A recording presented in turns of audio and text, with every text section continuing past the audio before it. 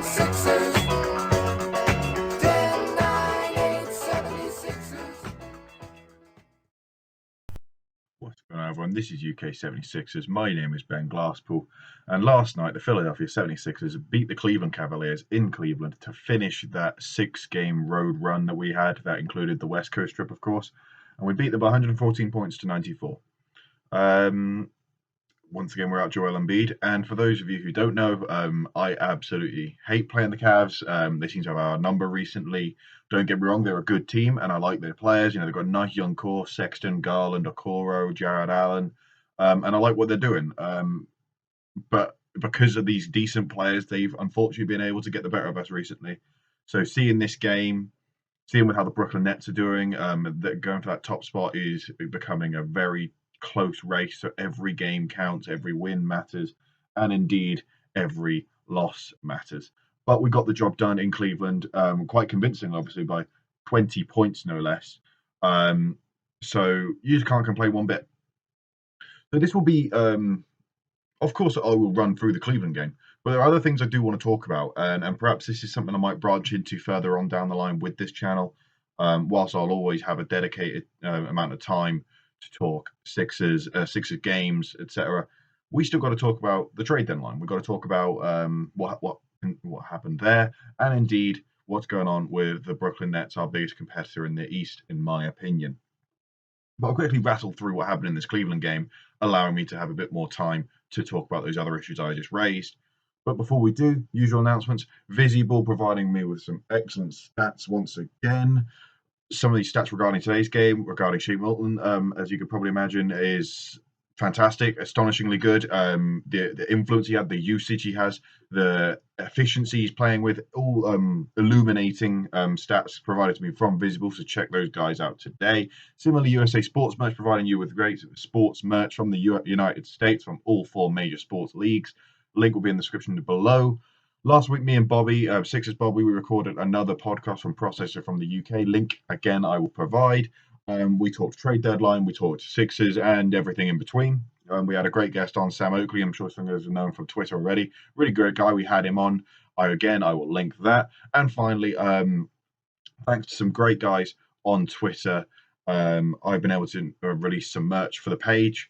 Of course, it benefits me personally, but also it's for the UK Sixers community as well as myself. I'm not going to try and dress it up as if there isn't something to gain out of this from me. Of course, there is. If I can make money out of this, fantastic. But at the same time, it is for the Philadelphia Sixers UK community. It's not just solely for my own benefit. And for people to believe that I could actually, have merch that they think, there's an opportunity for me to actually make sales, or indeed like have people that would want the things is crazy. Look, I'm not losing my head. I'm talking to 30 odd subscribers, and about 10 people watch it at a time. But at the same time, it's still extremely, extremely great from my personal perspective that I've been able to release these. Link will again be in the description below. It's a crazy time, but it's been fantastic nonetheless for me and for this page.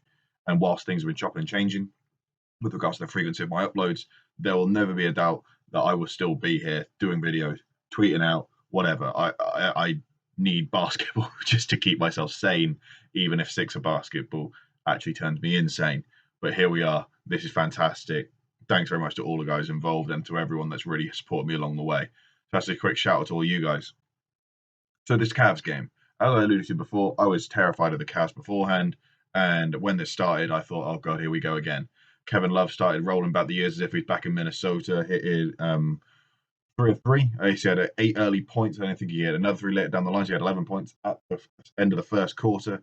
And you're thinking, oh God, here we go. It's only a matter of time for the likes of Sexton and Garland get going, because they notoriously do quite well against us. Jared Allen wasn't playing. Thankfully, he is, like I said, a very good player.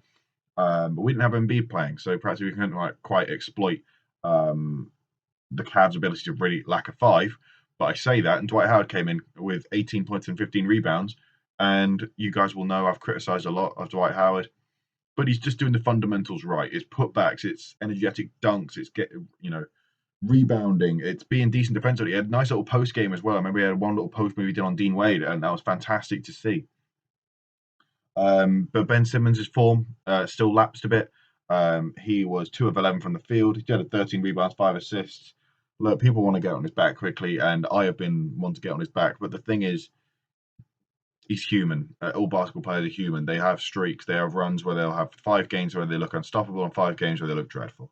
Ben Simmons is going through the run, which is the latter, but at the very least, he's still bringing us that defensive nous that he will always bring. And he's not going to go 2 of 11 every game. On a different day when that shot's falling, he's got, I don't know, 17, 18 points alongside those rebounds and assists. I'm not going to get too bothered. Similarly, if you look at the box score, you like Tobias Harris, he's had another quiet one. He had foul trouble. And yeah, foul trouble is something that can be avoided and is something that it needs to be ironed out from these players. But the thing is, Tobias doesn't often get in foul trouble, so I can let him have this one. But despite that, you sort of sat there thinking, well, how on earth, when Ben Simmons and Tobias Harris combined for 17 points, and how on earth without Joel Embiid do we win by 20 points? Shake Milton. Now, the jury's been out on Shake Milton for a long old time recently, not because we know he's a player, he's an actual NBA player that can be part of an actual NBA playoff rotation. But people are sort of like, well, is he sixth man material? Is he someone that can really provide consistent points? Is he someone that we can rely on? And recently he's shown us that he can. And look, one game doesn't make you a player, doesn't make you everything we want you to be, but it gives us signals, it gives us signs. And what he did was fantastic. He had 27 points, 5 rebounds, 4 assists. He was 10 of 14. I want to say what was he from 3? 5 of 7 from 3, so 71% from 3. And what I noticed is partly for me, the reason why this is happening, why his shot was falling a bit more, why he was scoring more, is because he doesn't need to be the point guard.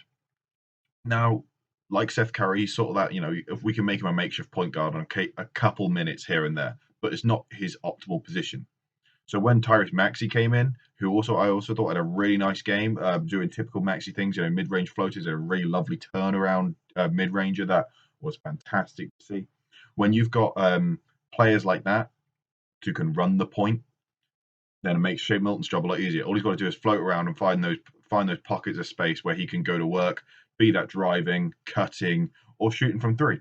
And obviously, a lot of this was shooting from 3, and he was fantastic for it. And I think when George Hill comes in, he's only going to get better because George Hill will take the reins as that backup playmaker in this team, and Shake can go and do his own thing, which I think will just be fantastic for the guy.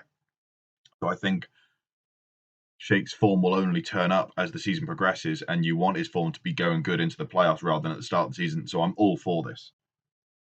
So we ended up getting a pretty standard victory. I need to shout out some great Dwight dunks, real nice highlight plays. There was a Matisse double clutch dunk, which was on Dean Wade, which was just fantastic. Once again, anything Matisse does just has that extra bit of spice to it.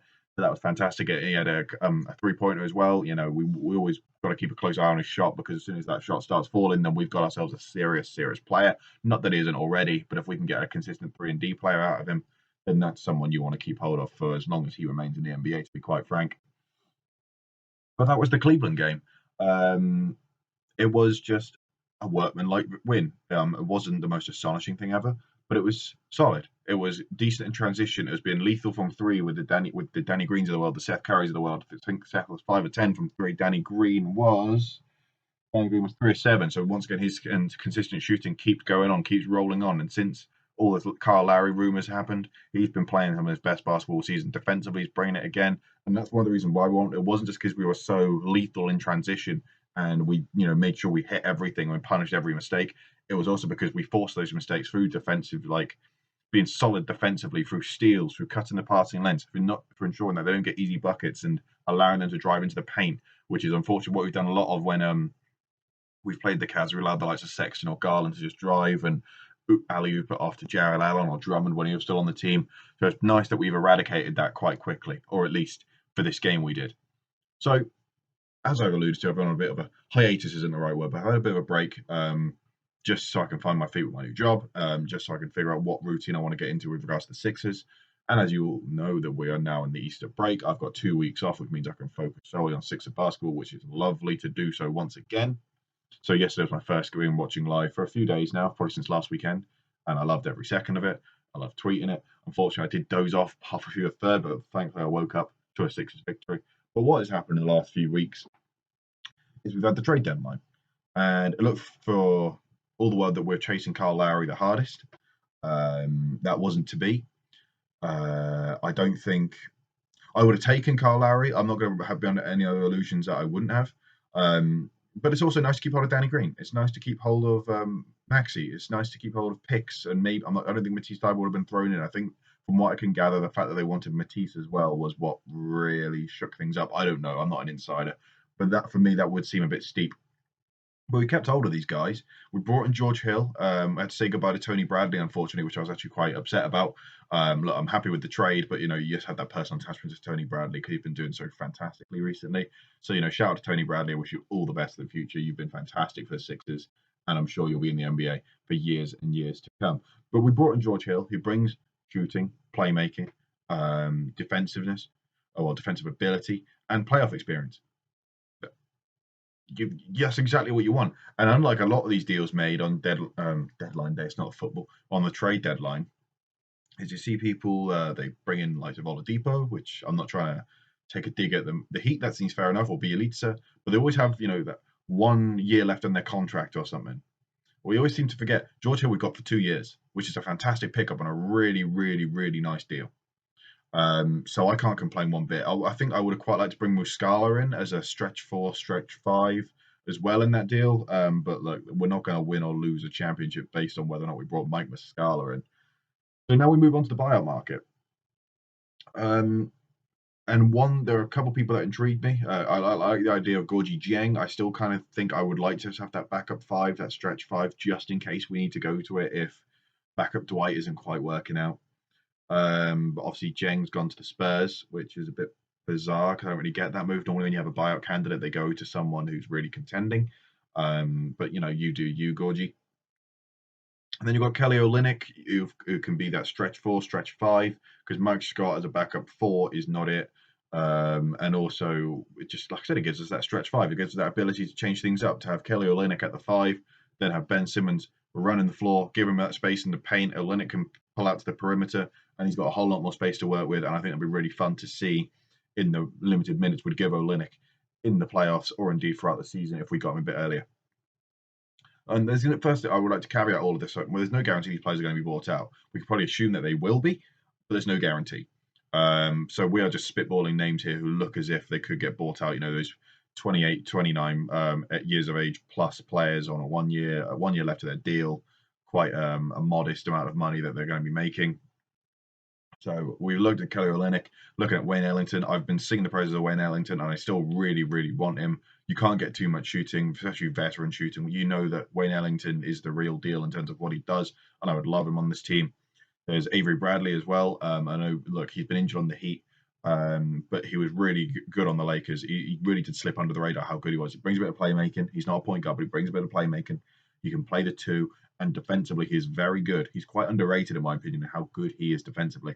And that's a great guy to have around the team if you want to have a championship squad. Now, I want to say he played under Doc as well at the Celtics. I'm not sure if that means anything in the grand scheme of things, but that could work in our favor, and I hope it does if Avery Bradley is someone that we want to bring into this roster. And there was a final one as well that I liked. I like the idea of Otto Porter Jr. No, I can't say I've seen much of him, and I don't think many people have, because he's been injured a lot of the time. And I've seen mixed reviews. People are like, oh, well, he's not that good anymore.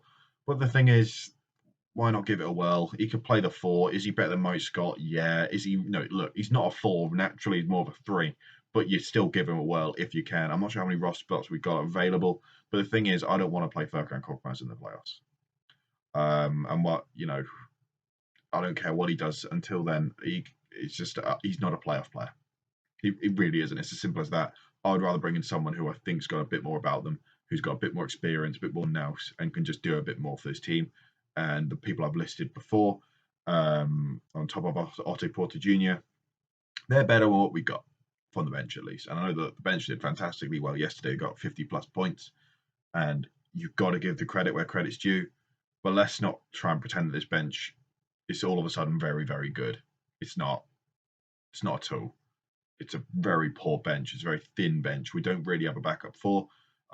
We only have one backup center. All it takes is a quick, Embiid injury, another one, or a Dwight injury, and we're really struggling in that 5 position. So I expect us to get a big of some sort in.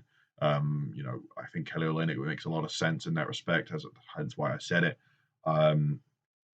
And then you're looking at, can we get more shooters in? It really is as simple as that. So you want those Ellingtons, you want the Otto Porter Juniors of the world, maybe Bradleys or something like that. So that's what I'm assuming what this front office will be doing in the future, in the foreseeable. And it's all rather exciting, really. I mean, when you have any roster changes, it's always exciting. But when you think of roster changes, especially the last few weeks, as the Sixers have done their business, of course, but everyone wants to talk about the Brooklyn Nets. People are very opinionated on the Brooklyn Nets. And look, the buyout moves they've made, do they make them better? Yes. But and then people are like, oh, it's Blake Griffin, it's, an all-star level player, or, LaMarcus Aldridge, same thing, all-star. They're not anymore. They were, they're not anymore. It's like how last year the Lakers had Dwight Howard, and the Lakers had, who else? They brought in like J.R. Smith. It's not as if this is the J.R. Smith from back in the Denver days or the New York days. This is J.R. Smith from a wash period. Similarly, the Dwight Howard. It's not like you have Defensive Player of the Year Dwight Howard anymore. It's just a Dwight Howard. It's not the same guy. These aren't the same guys. Blake Griffin's not the same guy.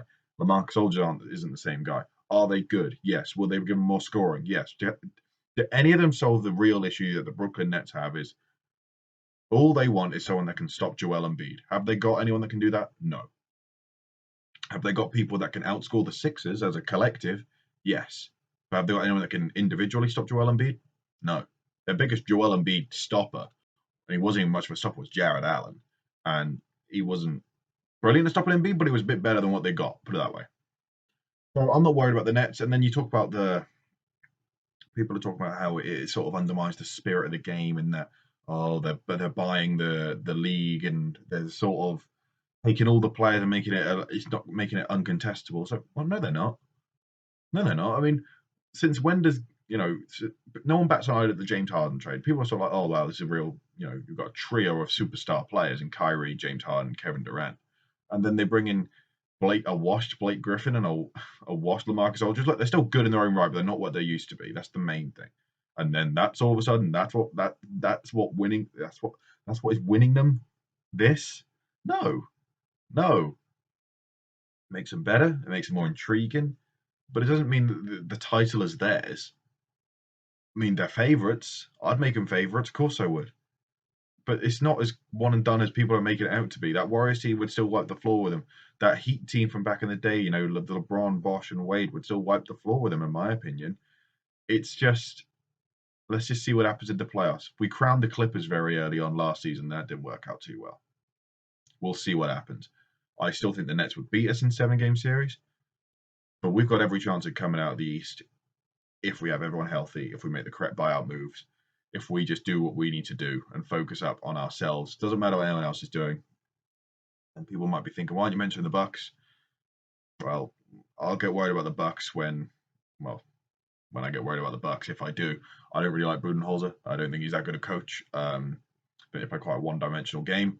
They don't really chase people off the 3-point line, which can bode quite well for us. Not worried about the Bucks. I'm not. Watch the Bucks. Watch the Bucks knock us out right now. But I think a lot of people would agree, and I think even Bucks fans would agree, they're not really the same threat they used to be. So that's what's happened in the last few weeks in the NBA. It's been fun, as it so often is. Trade deadline, it never fails to disappoint. Unlike the actual deadline day in football, which is always awful. Trade deadline was really fun. It was a lot of contrasting emotions. I didn't quite know how to feel at the after it all, because you get your mind set that you're going to get Kyle Lowry, for example, and you don't. Then you get George Hill, and that's it. You always want that blockbuster move, even if it might not be the right move for this team, but you always want it because that's interesting, it's fun, it's something to get hyped about. But it didn't happen for us. Am I going to lose my head? Absolutely not. I'm still quite confident that we can do something this season. What it is, I don't quite know, but something positive for sure. We're just going to wait and see. Can't wait for Joel to come back. We've come off with Joel. He hasn't played the last 11 games. We've gone 8-3. Every win without Joel is an absolute bonus. We've done fantastically well to adapt and make new changes to the team. We've had Tobias leading the team. Similarly, Ben Simmons has been his good usual self. I know he hasn't been in the last few games, but for most of this, he has been. Tobias has led the team in scoring. We turned a corner in many respects. We've got a new guy in George Hill that I can't wait to see debut for the Sixers. And all in all, I think there's a lot to feel good about. Anyway, that's all from me, guys. thank you very, very much for your support, as I alluded to before. And I'll see you all for the next time. I believe it's the Timberwolves, and I'll see you all then. Bye now. 1, 2, 3, 4, 5, 6.